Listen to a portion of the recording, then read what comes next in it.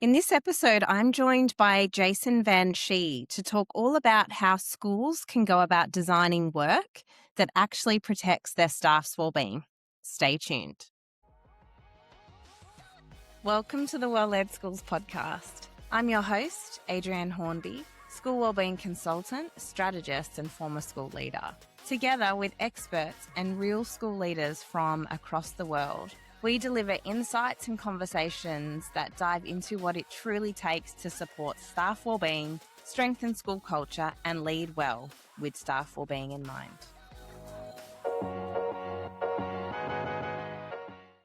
Most schools are working harder than ever on staff wellbeing. We know that wellbeing days are scheduled, programs are funded, free coffees in the staff room, and yet staff are still telling us that they're overloaded, still quietly burning out. Here's the uncomfortable question at the heart of today's episode. What if the problem was never that staff needed more yoga and always that they needed less work? My guest is Jason van Schie, a registered organisational psychologist with more than 20 years in the field and the founder of FlourishDx. Jason was doing psychosocial safety before it was cool. That's in his words, not mine. His whole approach flips the wellbeing conversation on its head. Instead of asking, how do we help people cope with the work that isn't good for them? He asks, how do we design the work and the conditions that's good for people in the first place? If you've ever sat with a wellbeing action plan that looked good on paper but didn't shift a thing for your staff, this episode is definitely one for you. Let's get into it. Jason, welcome to the podcast. It's an absolute pleasure to have you on today. It's been very long awaited for me to chat. So again, I really appreciate your time. No, thanks for having me on. All right. Well, to start, what's one thing that you do personally to prioritize your health and or well-being? I guess something we're going to talk about today, work is good for my mental well-being, and being an entrepreneur, I get to, do a lot of things like have job control and autonomy, deciding what I'm going to do. I get to kind of pick and choose what areas of the business I work in as well, whether that's marketing or whether it's content creation or working on our products, talking to customers. So yeah, I find work is actually a really good enabler of my well-being, given that I have control over what I do or don't do. But I guess physically, I've always been a good sleeper and something that I continue to do. I'm a good napper as well. If I ever need to nap, I think I don't know. Oh, I'm envious. Yes, I know some people aren't great nappers, but it is so useful, particularly when you run a business. And exercising is something I've gotten into in the last few months. I've never been a runner, but I've kind of gotten to an age now where I can't play sports because my knees and backs just won't cope with it. But I've gotten into my running a fair bit over the last few months, training for a half marathon at the moment. Oh, so good. Something to work towards. I am like you. There's too many niggles now. Like, a calf will go, or at the moment it's a hip. I'm like, why is there always just this annoying, seemingly tiny injury that stops you from being able to progress in so many areas? Yes, and I've done that myself as I've tried to add distance or speed before to running. I've done a calf or a groin or something. So I'm following a pretty rigid plan at the moment to not overdo it. So we'll see. We'll see how we go in the next couple of months. Yeah, I'm looking forward to hearing about it. And I did want to zip back to your point around how work is really good for your well-being. Again, also being an entrepreneur, I agree. It's something that we have in common. How do you, I guess, traverse that, even running your own business, maybe with other staff on your team or other people who are close to you, even friends who don't share that same sentiment? And even when we think about it in terms of the workplace, how you still role model setting boundaries around how hard you work and what you expect of others. How have you navigated that? Yeah, it's a tough one, right? I do like to surround myself with good people. And again, being the boss, I get to choose who I work with, which is always a benefit.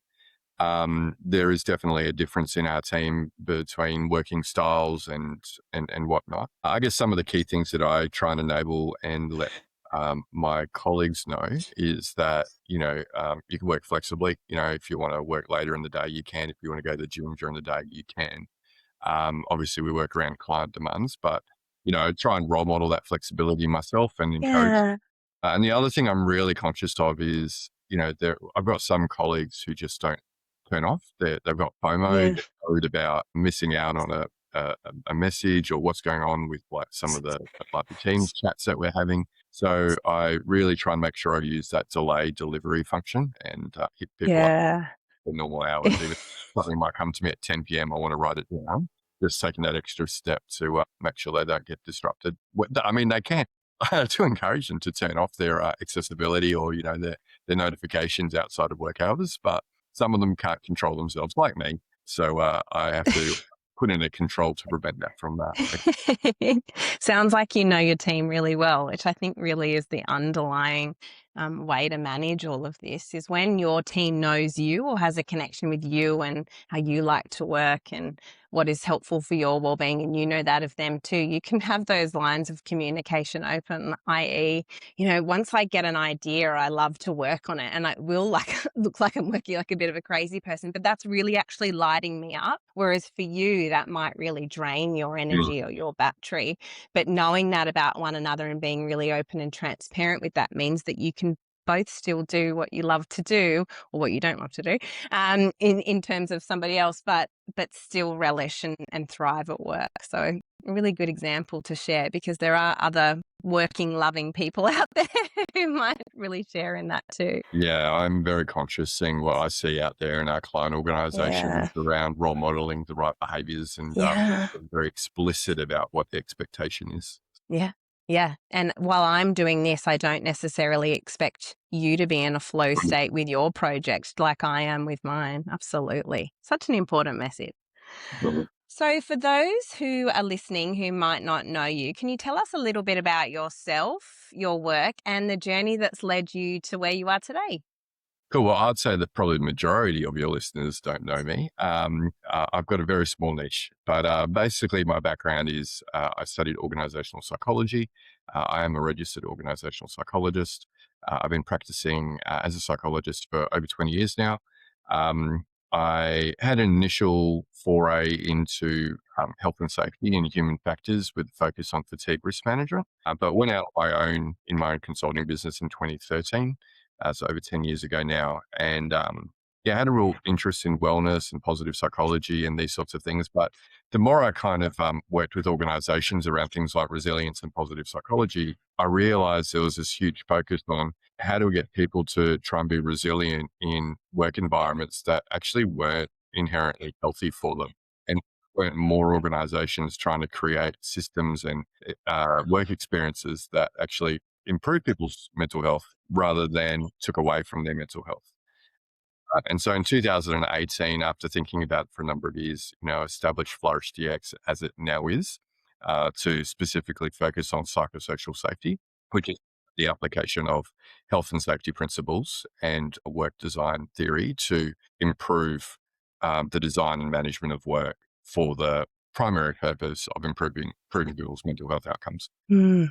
It was such an important niche to get into, and I sort of really anchored to when you talked about um, working within those organizations where what they're doing might be actually the thing that is sometimes impacting their well-being or their psychosocial safety. And that's education to a T.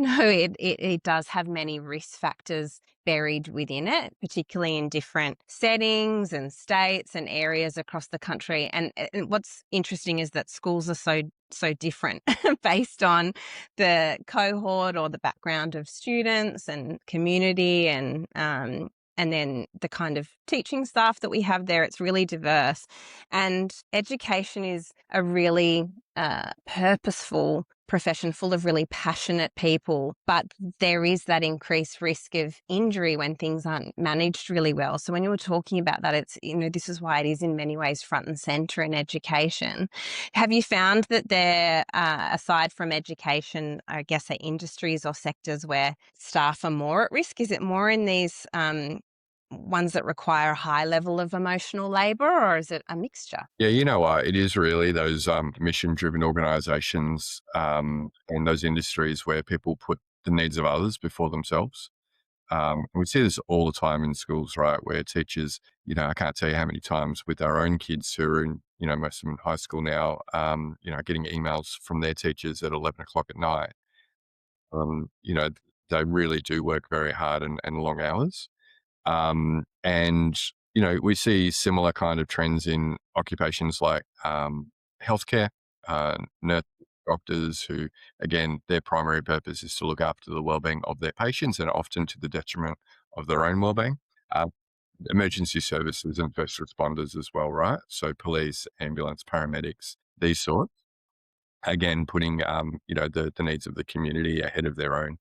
And no surprise, actually, those three industries, so first responders and government and defence, education and healthcare are our three highest, or I should say, worst performing industries when it comes to workers' compensation claims Yeah. for injuries.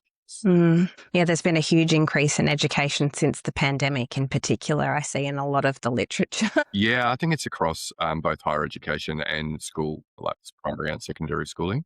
It is something that does create, like you say, that emotional labor. You have to, even if you're having a bad day, put on the brave face and, try and have that positive regard for people. It is taxing and you got to do that all day. You got to go home and probably do some marking or admin type work as well. So it doesn't. Yeah.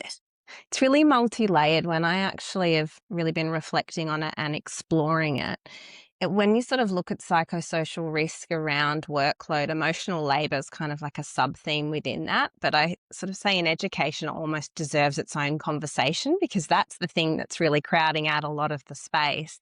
There is, of course, an increase in red tape and compliance work in education, particularly since the pandemic, which then is adding to things and to get funding and so on.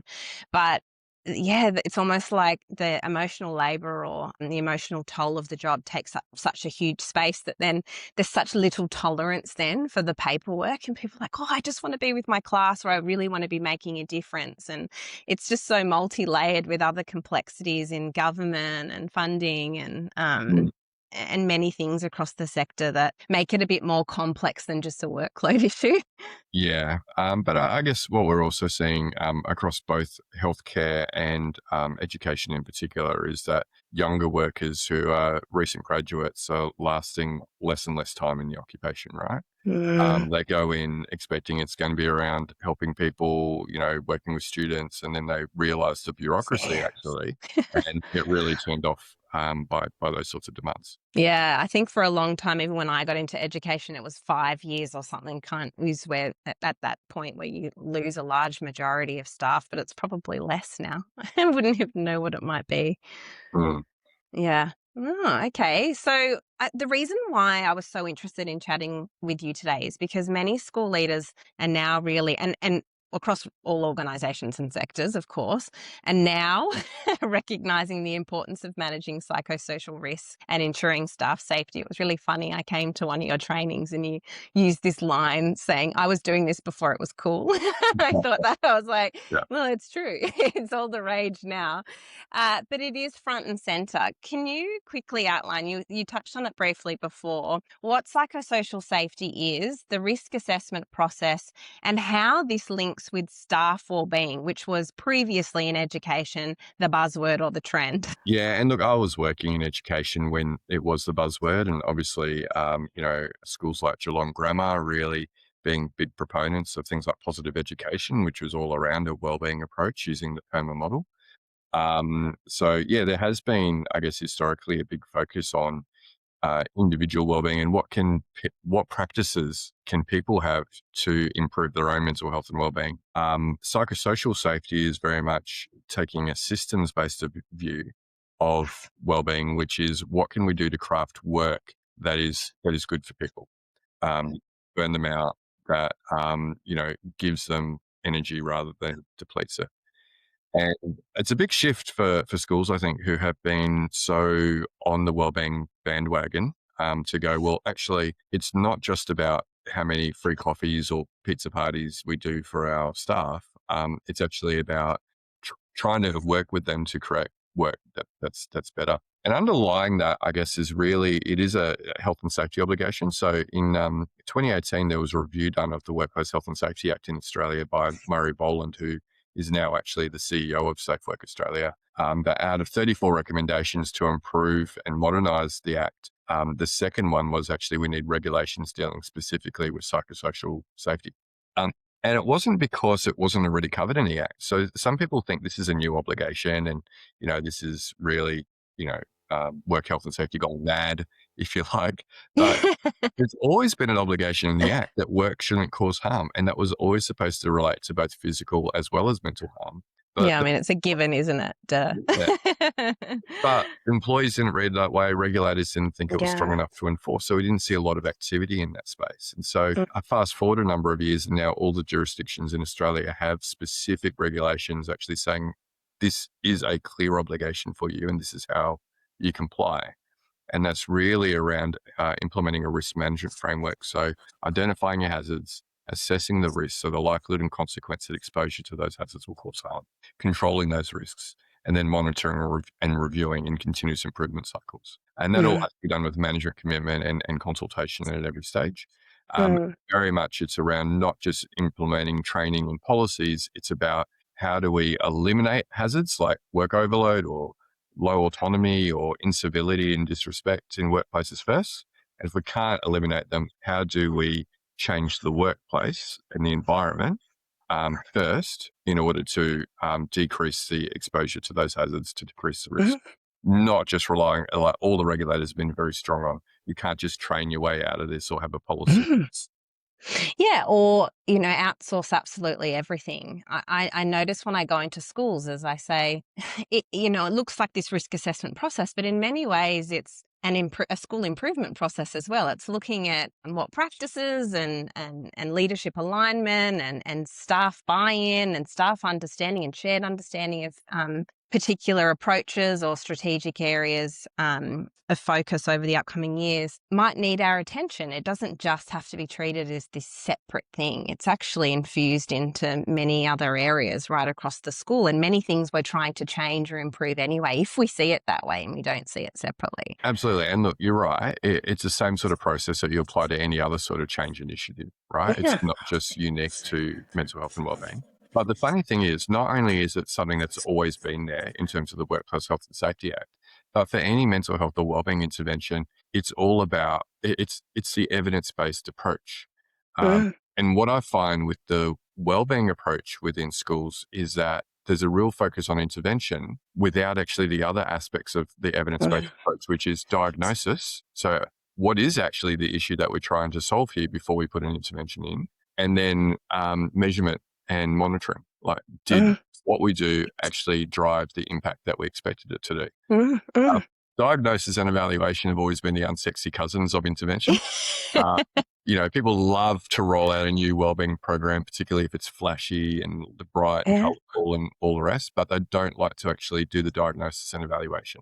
But if you do a proper diagnosis, you'll find actually people are saying that they're being asked to do 30 hours worth of work within like a normal school day.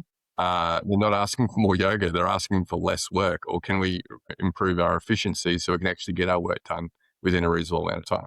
Yeah, 100%. Or I find when I come into schools, they've built wellbeing action plans that are totally full of only preventative measures, but they've only got a really small percentage of their staff who aren't actually impacted. So those prevention methods would work really well for those. But like you said, there's either no intervention or there might be too much intervention, but not enough of that prevention. But it's that early intervention stuff, when staff are beginning to react to maybe the rollout or our change management or a decision that we've made or the workload, that we're not consulting and really listening at that point to go, oh, okay, let's pivot and adjust in that moment, which is where we get the most bang for our buck. A lot of the time, of course, unless people are really impacted or injured by the work. Yeah. And you know what? That kind of is a good kind of lean into, well, psychosocial safety is really a primary prevention approach. It's designed to benefit all people who work in an organization, right? Because we're designing work that is inherently good for as many people as possible, versus a wellbeing intervention, which will only be accessed generally by a small minority of staff. Yeah. Yeah. I thought this myself. I remember I was on the board of a school for a couple of terms, and we just before I left the board, which was actually just as COVID was hitting, so it was great timing for me to get off that the board at that time. But they had just updated their risk register, and I remember reviewing it and having a look at it before sign off, and they'd kind of said, well, staff and student wellbeing, it's kind of like one row on the risk register. And our control for that is chaplaincy and counselling services. And no, like the EAP average for utilisation rate is under 5%, Oh, it's so low. which means that 95% of people aren't actually getting any benefit from that. And if that's your only control, it's not going to work. Plus, it's reactive, it's not preventative. And this is where the legislation and a lot of the codes of practice have provided really good guidance is, now it's about prevention. It's about like creating work that's good rather than reactive services for people to access, and not everyone will.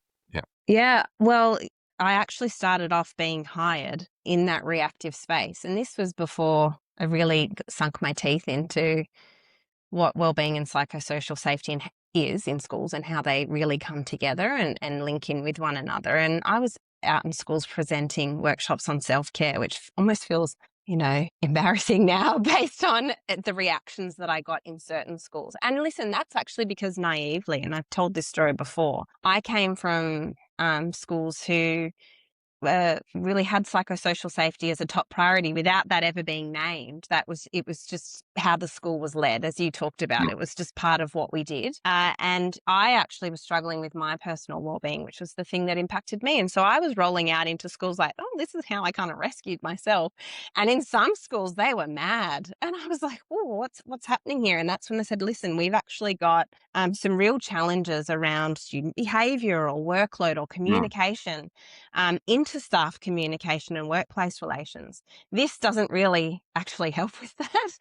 And so that was when my eyes first opened up, and where I then really started to go into this inquiry work and really looking at key workplace stresses and the overall sort of state and conditions, but also staff experience in the school.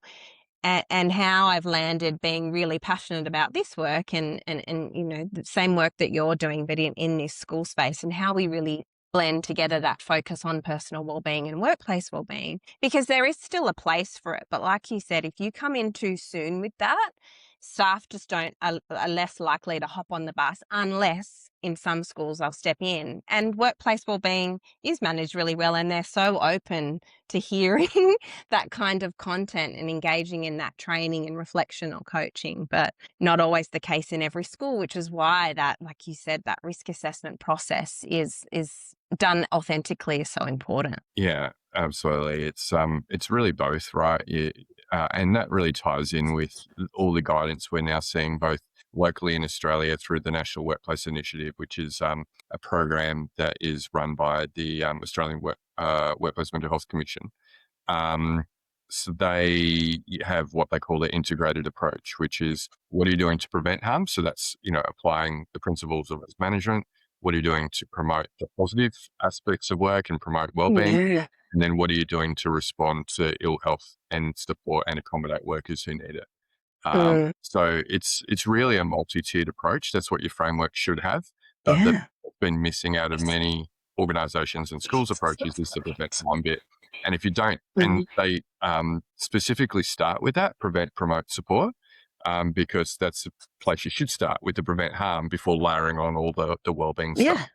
Like say, it's not going to be received well if you haven't actually dealt with the primary challenges that people are experiencing first. Oh, absolutely. I always say to schools, there's a method behind my madness. I won't actually talk to staff about their own personal responsibility for their wellbeing until the end. And I said, it can feel like there's a lot on you at the beginning, but particularly when there's workplace complexities, that does need to be addressed first. Staff then feel much safer then to lean into giving feedback, improve their psychological safety. And then when we start talking about their personal responsibility, they're like, okay, well, yeah, I've seen that the workplace is doing X, Y, and Z. I've been involved in that. I've noticed a shift in leaders, or I've seen my leader's commitment. Now I'm ready to commit. And you might have an explanation for psychology around why that process seems to work. I guess I'm assuming it's linked to that feeling of safety. Yeah. But also, I think it's around people aren't silly. They actually know what's causing them to feel Yeah. overwhelmed and stressed and whatnot. And it's not because I didn't do yoga that morning or have a free Yeah. coffee. It's because, no, I'm overloaded and I haven't had a break in, weeks, Yeah. working, 16 hours a day kind of thing. Yeah. Exactly. You said it so simply. there's there's not necessarily a No, you don't need a lot of psychological psychology. explanation. People just aren't But silly. Yeah. so a lot of leaders really sort of hear about this psychosocial risk assessment process and still can see it as a compliance initiative or just another obligation to manage. But you've made a really good point today and on LinkedIn a number of times about how good work design really protects people and improves performance. Can you talk us through that link? What does it actually look like when leaders really authentically lean into the process, and what can they take away from it? Yeah. So I guess what really underpins psychosocial safety is an understanding of good work design. And the Mhm. primary theory in this space is what's known as job demands, job resources theory by Bakker and De Maruti out of the Netherlands. And it's really around understanding there's a number of demands which can take away energy and decrease engagement. And these are things like, the emotional demands of the work, the cognitive demands, the physical demands of the work. But then you've got resources which can buffer the impacts, right? And make them take less of a toll on people's well-being and engagement. So they're things like, the level of control or autonomy that people have in the work, the level of supportive relationships that they have, reward and recognition. So things like that. So really, the idea of good work has been good for people is actually understanding what are the aspects of work that are good, and then try and build more of those, whilst also addressing the demands of the job and trying to reduce those.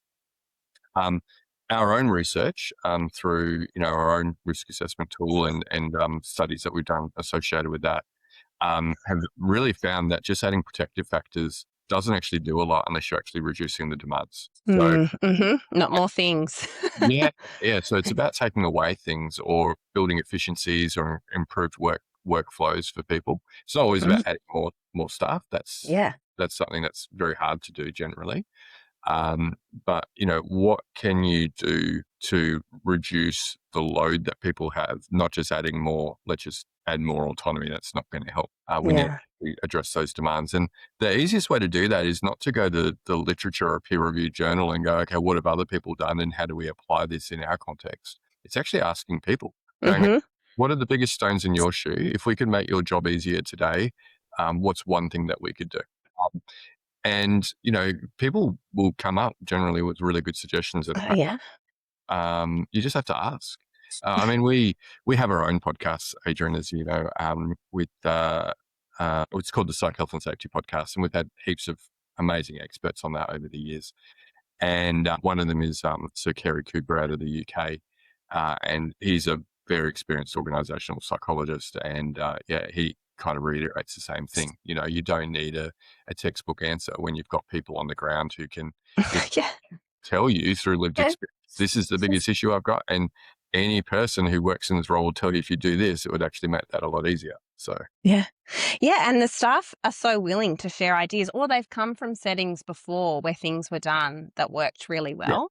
And a lot of the time you find in a risk assessment process, you'll get a key theme because you cast a yeah, really wide net, and then it's about drilling down on that. So staff will say, "Oh, it's the administrative task," and then I'll notice that sometimes the core response to that will be, "Oh, we don't know which ones." Okay, well, we need to ask which administrative tasks, where can we find some key themes here? Or when you say poor communication from leaders in relation to what, or where haven't they been consulted on things? It's asking those questions and going deeper.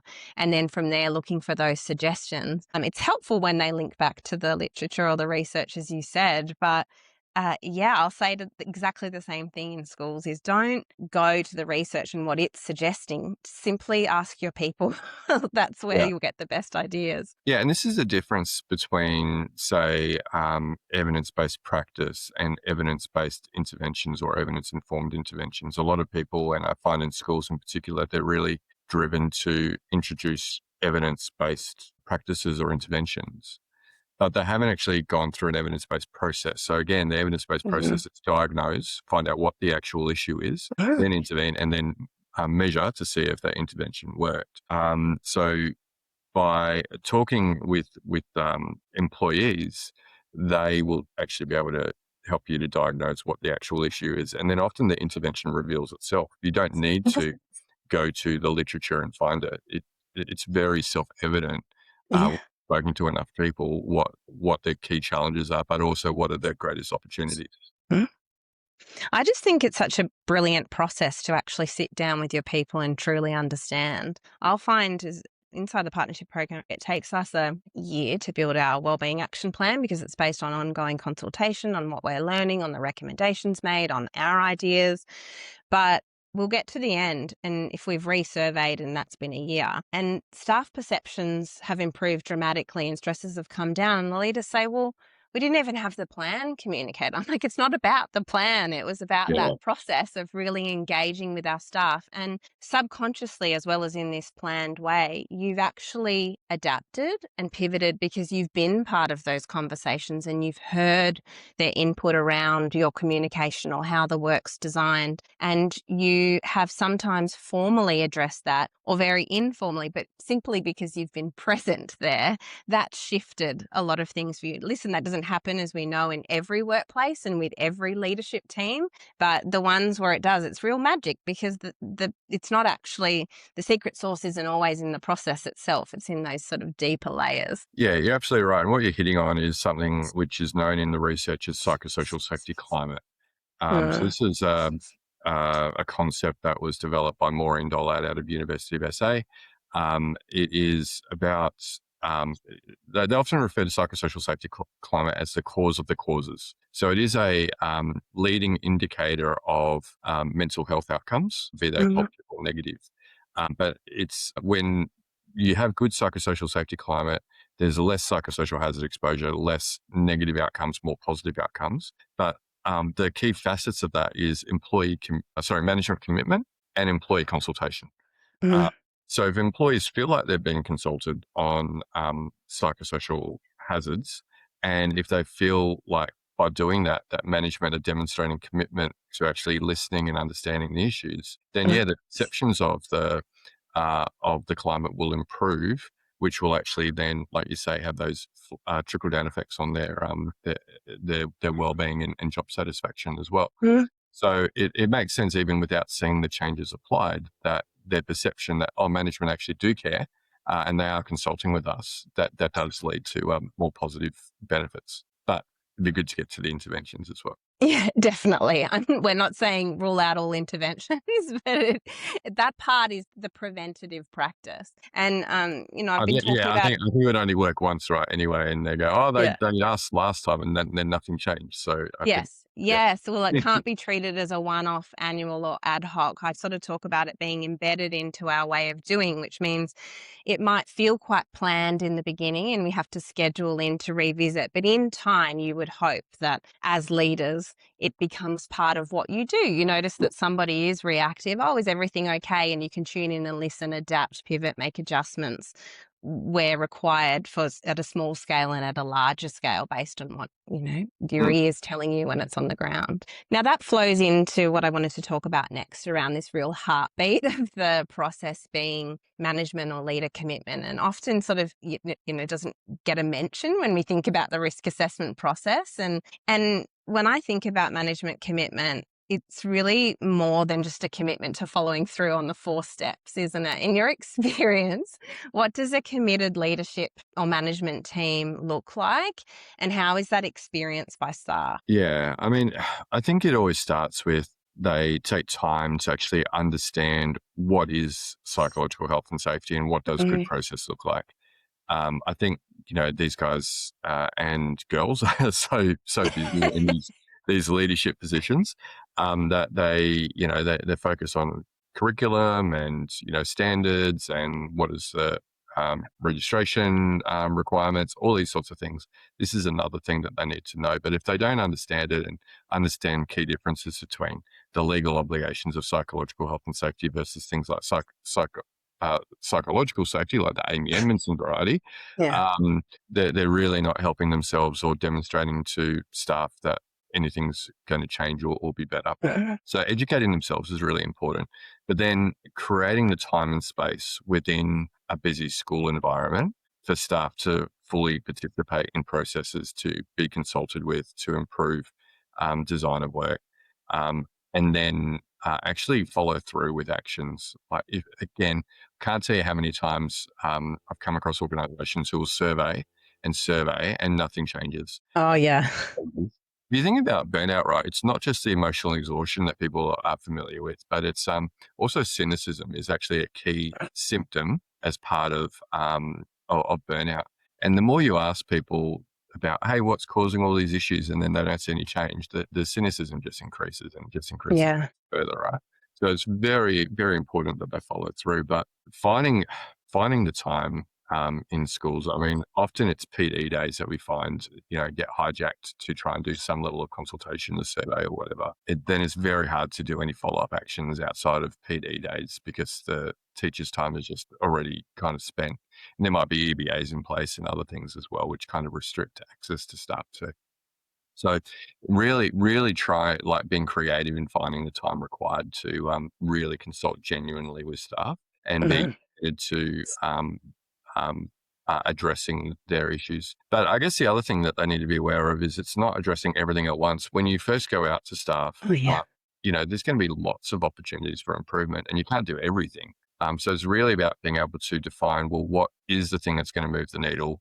What are the quick wins versus the longer term things that we need to commit to doing over time? But to do something, but to also articulate why we're choosing to do certain things and others, and what are the things that just will never be practical to do versus, the things that will come in a little bit because they're going to take time to develop.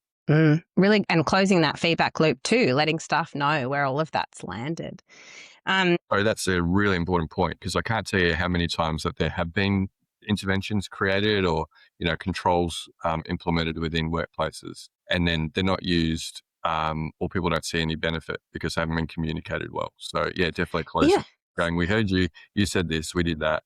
This is now available. This is the change that has occurred as a result of this process. Yeah. Oh, it's a huge part of my process with schools because it's first categorizing that feedback. So, what we can enact now or quite Yeah. soon that we'll commit to, or actually, we already do that. And maybe you weren't aware of it, and here's the information around that. And that's always a bit of an eye opener for leaders to think, oh, I obviously am not communicating or being transparent enough about how that's happening or keeping stuff updated. Or, oh, I feel like I say it all the time. I'm like, well, we might need to say it in a different way. Or when are we communicating that to staff or how? And then, some of those controls or suggestions that might take a little bit longer, more exploration, planning, discussion, and then the things that we can't enact. Yeah. And I'll say to schools all the time, it's totally fine for you to say that something can't happen, but you have to give that context as to why. That a lot of the time is enough for a large majority of staff. Maybe not the cynics, but they'll be cynical even if you give them that feedback around what you can do. They want to see that in action, and it's about building that momentum, as you said. I think it happens more often than what we'll realize is that we are actually putting in place controls, but we haven't updated our staff so that they know. And that links back to what you were talking about, is about sharing the wins and reminding staff that there are things happening all the time and that there are wins amongst the challenges and constraints, but we've got to flood them with that information too. Yeah, look, I think, sometimes we need to, I don't know, we can't just assume that people know. I remember, it's funny, I remember when I was on the board of this school, it was a, low fee independent school. But I remember a parent pulling me up one time and saying, hey, why are school fees going up again? They go up every year. And the thing is, her husband was a teacher at the school, right? And the teachers all got a 3% pay increase. And I had to explain to her, look, 80% of our cost base is teacher salaries. Mhm, If teacher salaries go up 3%, where is that coming from, right? We mhm, actually mhm. increase fees to pay the gap. So even though you'd think that she would understand, given her husband had just gotten a pay increase, that should have to be covered somehow in the budget, I had to really explain it to her. So yeah, it's really interesting the level of communication you need to do. both with staff as well as the broader school community. Oh, absolutely. I think budgets is one of the biggest gripes for many staff. They'll say, why haven't you got why aren't we spending money here, but we just built, a big new sports centre or something. Well, it's a lot about enrolments. Without enrolments, then you can't have staffing. So this is why the school is thinking of those things, but we don't always have maybe the capacity to be able to think Yeah. in that space. Not, capacity is the word I was looking for, because our brains are elsewhere. But I feel for our leaders, because it's highly complex being in that role of budgets and resourcing and finances. And I truly appreciate the experience I've had in this space to really understand both ways. And I mean, it works both ways in terms of assumptions as well. So we make assumptions about our leaders make an assumption about the experience of staff in the classroom. So this consultative piece is really important, and a lot of the time where many schools will struggle the most. So many, I think, genuinely, and I hear it actually, genuinely believe that they're listening, but it stays at that surface level, or it can feel a bit controlled. So by controlled, I mean, we devise a survey that has the questions we want answered, and doesn't ask the questions that we're maybe not ready to hear. And you've said that the only reliable way to understand psychosocial risk is to consult broadly with the people experiencing the work. Why do you think so many organisations or leaders stop short of really in-depth consultation with their people? Yeah, I think it comes down to just a fundamental understanding of how do psychosocial hazards cause harm. So remember, psychosocial hazards are anything in the design, management, or social aspects of work that have the potential to cause harm. We're largely talking about things that elevate the stress response and keep it engaged. So again, work overload, emotional demands, relationship demands, like with parents or with other staff members or kids. The thing is, with psychosocial hazards, it's not whether it exists or not that's the issue. It's about people's perception of the hazard. I mean, if you give 10 teachers the same level of work demands, right, they're going to perceive it all differently, or have different levels of impacts on their stress based on their previous experiences, their coping resources, how much resources they're using outside of work, like to emotionally regulate and whatnot. It's very much around their perception. So if you stop short in your consultation at just say your safety and wellbeing committee, and you're only asking a small subsection of your workforce to help with the risk assessment. Okay, what are the key issues that we've got? What do we think about work overload at the moment, or job control, or supervisor support, or whatever? You're only going to get a small, limited view into people's experiences.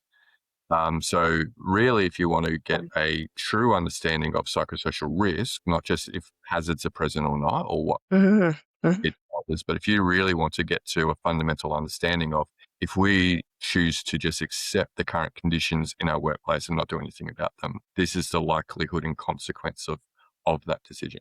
So what percentage of the workforce is going to experience burnout if we don't do anything? What percentage of them are going to have depression or anxiety due to work? What percentage of them are going to intend to quit in the next 12 months because we have decided just to accept the current state rather than intervene? You can't get to that point and make a really good informed decision as a leadership group if you don't consult broadly and kind of almost come up with a quantitative understanding of their subjective experience of the workplace.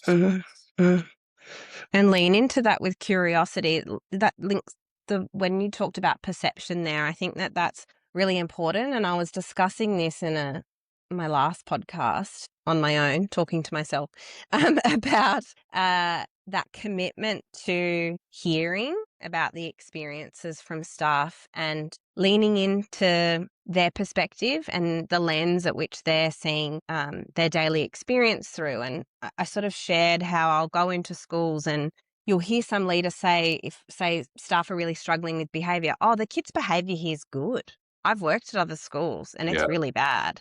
And I'm like, yeah, but they haven't worked at those other schools. So for them, the behaviour here is a real challenge. If they're experiencing that as a challenge, then we really need to lean into that and understand with curiosity and openness what their experience is and how we can support them either intervention or prevention in the future.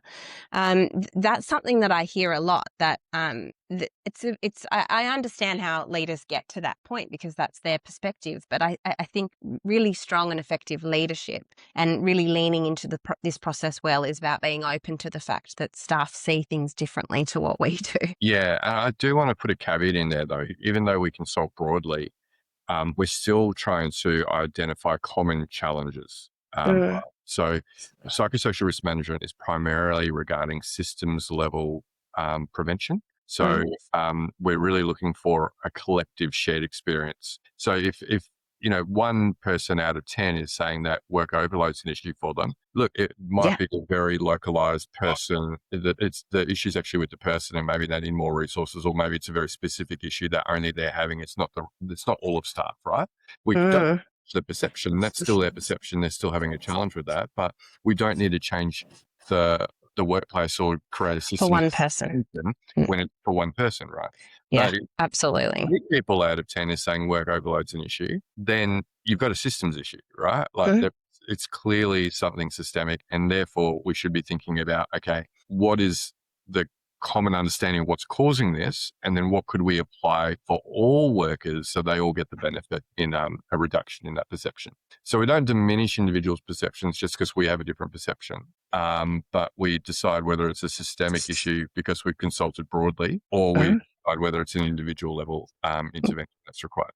Yeah, in the example I used, it was a theme amongst staff. Yeah. It wasn't just amongst a few. And this is why those looking at norms as well is really important. But another interesting thing I'll see when we look at averages in schools, or we're even looking at school climate or staff satisfaction data, and it might meet the norm, or the other averages, they'll say, yeah, okay, even though workload is something that's shared at a department level or across the system or based on the role, doesn't mean that we then go, oh, well, everybody else is really struggling with Yeah. workload too. Psychosocial safety is about doing what we can to address that, even though we know it's a common stressor or challenge, isn't it? Yeah, that's right. And just because people aren't struggling with it now, it doesn't mean that they won't if the system hasn't been set up Yeah. properly, right? Yeah. So um, yeah, it's important to take those bits of information from staff, particularly when you identify it's a systems issue, create a systems level response, and then monitor to make sure that that has actually worked. Yeah. Yeah. And you've talked a few times today about monitoring and measuring things. So how do we actually measure what we're trying to change? So you've talked about that shift from snapshots to the continuous management over time. And I know that's a space that you in particular are working on in FlourishDx and what it was built for. Can you walk us through how leaders measure psychosocial risk in a way that's meaningful rather than just kind of ad hoc and, not just a point in time, tick a box compliance initiative? Yeah. I mean, ultimately, when investigating psychosocial hazard exposure, you really want to get both quantitative and qualitative information right. The qualitative allows you to really understand the experiences, and that Mhm. then, like I said, the solutions to the issues often reveal themselves just by exploring the issues. Mhm. But the quantitative actually helps you to understand the level of risk, and actually then to be able to monitor over time whether improvements are being made. I mean, the whole point of that, I started FlourishDx thinking about, okay, why aren't more organizations doing psychosocial risk management? Because it just made complete sense that organizations should be doing it. And essentially what we've been doing is identifying challenges in implementation and then coming up with solutions. And the primary challenge, or the biggest challenge I saw initially, is how do you quantify into a risk score people's subjective experiences of work, right? And so we found that other survey tools like engagement surveys and these sorts of things, they would explore similar concepts like, workload, leadership scores, these sorts of things, but wouldn't actually get us to the point of understanding risk. But without a score or a metric, it's very difficult to understand. Well, first of all, what's the extent of the problem? Is it enough of a problem for us to warrant investing time or resources into a systems level intervention? And if we do this intervention and come back and measure again, have we made improvements or not? Right? Mhm. It's kind of like if you think about noise exposure or dust exposure. This is something that a profession called occupational hygiene deal with in organisations like mining, construction, that sort of thing. How do we keep the workplace safe from noise and dust, which can cause harm over time, like psychosocial hazards can? Mm. There's a lot of comparisons that could be made between how we understand and manage those hazards. But if they didn't have scientific devices to measure the decibels or like the level of dust within the environment, it'd be very difficult for them to tell whether it's safe or not, and whether the interventions they've put in place are working. So that was the issue I saw with psychosocial. People were just, using mainly qualitative investigation, workshops, focus groups, that sort of thing. But then they have no idea of like, are things getting better or worse? And Yeah. at what point do we draw the line and say, we're not performing well enough, we need to intervene? Uh, Mm. so that's, been a big focus of ours since 2018, really crafting new types of tools that are fit for purpose and can really, within a short period of time, get out, consult with workers, understand the issues, both as a baseline, but then, those more regular kind of check-ins to see how things are going. Yeah, the qualitative data point is really an interesting one because, as we know in workplaces, when we've got a group of staff who are a bit louder or really have a problem about something, they can sort of take over either town hall discussions when we're consulting or sometimes focus groups. Or what happens is when we haven't been on top of our communication with what we have been doing for a particular area, our more neutral staff then can be recruited by that group of staff, which is why it comes back to the importance of us being really open about the progress that we're making, the steps that we're taking to support our staff, but then also having those other metrics to offer a different perspective to not only leaders but staff as well. So you might have, as we said, this group of staff, maybe 20%, who aren't particularly happy with something, or who are struggling, or who are challenged, or it's a key stressor. But when they can see that data's changing and shifting in the group, I'm not trying to diminish their experience, but it helps to go, oh, okay, maybe what I'm experiencing isn't also the reality of everybody else. So that data is really important to capture and review. Yeah, exactly. And it really should then inform your, again, level of intervention, right? Hey, it's only a small group that's being affected. Why is it them that are being affected and not everyone else? And then you craft something that's specific to that group rather than applied across the whole school environment, for example. Yeah. Yeah, I think a principal used that description the other day. He said, some of the stuff, they become the tail that wags the dog. Yeah. Yeah. And I said, oh, no. We, in my work in particular, that's why it's important to have that data to look at other comparative norms and then track how you're going over time. All right, so once you've got that data with the organisations that you work with, how can leaders translate those psychosocial measures into something that actually shifts culture? And what does it actually take to close that gap between what we measure and then what staff experience day to day? Yeah, I think it aligns to some of the things we've been talking about so far. It's, the quantitative will get you so far, but really it should be that trigger that tells you whether something is safe or unsafe, and is a certain groups maybe unsafe versus others that are safe, and so therefore we need to allocate time and resources to looking at this unsafe group and trying to make them safe. I see the quantitative really informing whether something needs to be prioritized or not. The next bit, the qualitative, is really understanding what could be done to address it. Within psychosocial, the risk management framework, you implement your controls, you document them, and you have a mechanism in place, or you have methods in place of measuring whether that's working or not. And that could be application of a survey. It could also be other data points, like you might have conversations with staff around, their experiences. It might be other data that you've got, like illness absence. It might be around things like, exit interview data when you've had staff turnover. It could be workers' compensation. Like, that's generally not a lot of data, hopefully, for most organisations, but that might be another source of information.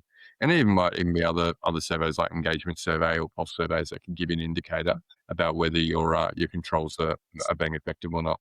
Yeah. It's probably the bit where we're seeing most organisations are coming unstuck. They've done a lot of work in updating their risk register and list all these controls, but they have no plan on how they're going to monitor whether those things are actually working. Yeah. We actually have started to support schools because I see the same thing, and we'll even come up with so many great ideas. And the leader's like, "Oh, great! It's so wonderful to hear what staff are looking for." Yep, we commit to doing that. So part of the vision and their commitments around controls over the next 3 years, they'll outline. And then I'd notice, oh, I check in. How are you going with that? Oh, haven't got around to that yet because they really need to map it out as part of their strategic plans when they'll tackle things. And the best way to do that is to look at other key areas and think, okay, in schools, when we're looking at professional learning communities as an example, one of the foundations of applying that approach or managing your staff through that lens is around strong meeting protocols. And if staff have said in the feedback that meetings are terribly run or they're inconsistent and there are too many meetings, oh, there we go. We can align our meeting protocols with that other strategic area. But it links back to what we talked about earlier, is the time to do those things. So we come up with the ideas and then they flitter out of our brains. So we've been starting to work hard with schools to actually plot out, okay, you said you're going to do this. When realistically can you do that? And what's hilarious is that across these 3 priority areas, they'll have all these things mapped out for term 3. And I'll go, okay, can you really honestly do all of those things next term? Nah, we have to stretch that out. So like you've said there, it's about not letting that feedback just end up as bits of post-it notes or butcher's paper on the desk and truly translate it into strategic plans. Yeah, be realistic. And as you were saying in your own practice, really working out, what are maybe the easy to achieve quick wins, and do something to show staff that you've listened and there's progress being made. Don't pick off the hardest things that take a while to demonstrate any reasonable change to people's experiences. Yeah, or start them, but let staff know that Yeah. that's a big process and we're working on this small component of it. That's another thing I'll see is that schools will go for the low-hanging fruit, but it won't necessarily be those high leverage things like what you talked about before. So I'm like, Mhm. can we break that high leverage project down into 5 steps and just address Yeah. one thing and update staff within the next Yes. term? That then builds that momentum and at least helps, again, move that neutral group of staff up to being a little bit more hopeful that things are going to change. Oh, thank you so much for your time today. I'll just ask you a few questions to wrap up. You did send through a link to a resource or a free course. Can you outline that to the listeners, how they can access that? I will put it in the show notes, but what it is and how it can support them. Yeah, so we have a resource called the FlourishDx Academy, and it's got links to e-learning courses and podcasts and that sort of thing. The course in particular that I have linked to is called the ISO 45003 Foundations course. ISO 45003 is an international standard on psychological health and safety. It's basically a best practice guide on how do you actually do this well within a management system approach. So what we've done in the e-learning is created videos that kind of really break down the standard and talk about how to apply it. So something that's worthwhile having a look at if you're interested in that. Otherwise, I'd point people to the code of practice from the Workplace Health and Safety Regulator in their jurisdiction, or Safe Work Australia, who has the model kind of codes of practice. They're generally really good documents. I particularly like the WorkSafe Victoria one, compliance code. So some really good resources out there. But yes, lots of free things. You don't need to pay to get started. Yeah. I'd also add to that the Victorian Department of Education is the first to really mandate this work across the country, mandate by it's more heavily monitored and schools need to show more of that documentation. So even if you're in another state, on Victoria's Department of Education website, they have excellent resources that explain this that I'm sure eventually other states will catch up with and to. But yes, go and have a look at Victoria because it's very applicable and really thorough. Yeah, I always found the Victorian department was always ahead of the other ones in terms of their approach. Yeah. I know, but I won't go into it. I feel like their staff are the ones who are struggling the most. That's probably why they need it.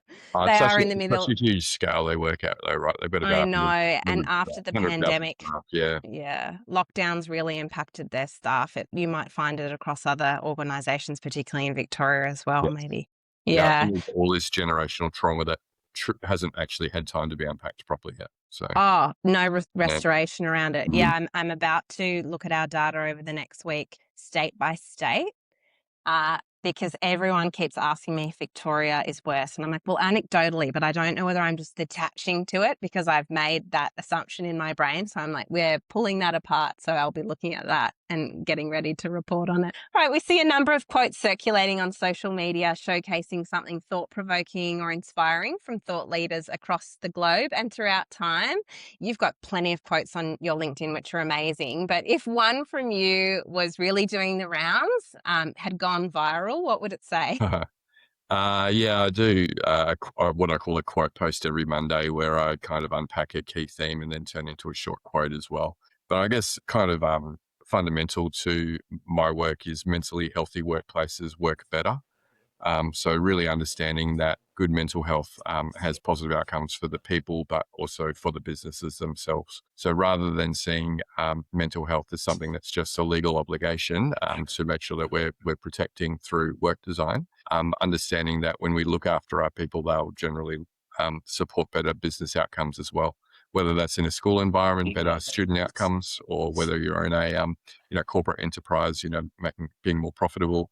If you look after the people, generally the business will perform better as well. Yeah, and I really want to anchor that back to what you said earlier about prevent, promote, respond when it comes to a mentally healthy workplace, not just mental health first aid conversations only or the PL at the Yeah. beginning of the year. So the podcast is aptly titled Well-Led Schools, which is a play on words to reflect those schools that lead with well-being in mind. What's one thing that you think schools or school leaders could do to prioritize well-being that would make the biggest difference to their staff? Yeah, I think having time once a term just to spend a little bit of time with their immediate teams going, what's working well, what's not, what's an improvement we can make this term. Um, just continuous commitment to talking about work and what could be done to improve it. I think that's the key thing. And then, not to overcomplicate it, but I feel just really following through. And I mean, even with my own marketing team, for example, I remember they were saying they were really getting smashed by last minute requests and they really wanted to lock in sprints over a week or two so they can kind of prioritize their work and not have to do lots of context switching. And so we introduced, 2-week sprints, and then really it gets locked. If it's not in the sprint, then you can't go tomorrow, hey, I actually need another thing delivered this week. That has to be a real, Smart. you have to set a threshold for that. So once you've understood the challenges and what you can do to make improvements, really then really maintain the standard that this is what we've agreed to and we're going to commit to doing. Yeah, I like that. Sort of that one-off plan, following through, and then like what we said, updating staff on what's actually happening there. And even sometimes if there's been a constraint or an acknowledgement around, oh yeah, I even slipped away from what I said Yeah, that we're going to commit to. I think that vulnerability piece is really important rather than just glossing over it. yeah, sure. Jason, thank you so much for your time today. I will link in how the audience can connect with you via LinkedIn and your website. I truly have appreciated your time and your insights and expertise in this space. And I hope that our listeners will explore your tool. You also have your conference in September, if you wanted to plug Uh, that. yeah, PHSCon. Yeah, thank you. Yes. There's the Psych Health and Safety Conference, or PHSCon for short, is a conference completely devoted to how do you improve work to improve mental health outcomes. Yeah. So across thought leaders and regulators and academics and then practitioners who are doing the work within organizations. People get to really learn a lot very quickly and build out their network of people who are working in this space. We always have a bit of fun with it as well. Last year we had Jimmy Reese, or Jimmy Giggle, as some of your listeners would Yeah. know. This year we're doing functional feud, so having a game show element where we're pitting HR against safety. But we do like to, because it is a serious topic, can be a serious topic, but Yeah. to Yeah. interject humour and a bit of fun into the experience as well. So it's in Sydney at the Hyatt Regency, 8th and 9th of September. We'd love to see some of your listeners there. And hopefully going into more of these deeper and authentic approaches to doing it so it's not seen as a tick and flick. Absolutely. That's what Yeah. we're loving for, yeah. Yeah, wonderful. Thank you again, and I look forward to connecting again soon. Great. Thanks for that. What a great chat with Jason. If there's a single thread running through this whole conversation, it's this. You don't design good work by going to the research and copying what worked somewhere else. You design it by asking your people, what are the biggest stones in their shoe? If we could make your job easier today, what's one thing that we could change? Then you follow through and you close that loop to let staff know that you actually listened. That's the work. It's not flashy, but it's what shifts culture. And I see it time and time again in my work. Jason shared a few resources, including his free course, and you'll find those linked in the show notes wherever you're listening to this and any of the references to the research that we highlighted today. Now, if this conversation has you looking at your own staff wellbeing action plan and framework and wondering whether it's really built on what your staff need and want, that's exactly the work I do inside the Well-Led Schools Partnership Program. We spend over a year genuinely consulting with your staff at every single step of the psychosocial risk assessment process. We surface those key stresses and the controls that our staff are actually genuinely looking for. So it's done with your staff and not to them. If this is the work that you know you want to do with your staff this year, visit our website at adrianhornby.com.au/school-partnerships to learn more. Thank you so much for listening to the very first episode of Term 3 2026 season. As always, stay well. Thank you so much for listening to the Well-Led Schools podcast. Don't forget to subscribe and leave a 5-star review if you like this episode. I look forward to connecting with you at adrianhornby.com.au. Here you can get in contact with me, learn more about my approach to supporting staff wellbeing in schools, and get all the information you need about how to work with me. I'm Adrienne Hornby. Thanks for your time and stay well.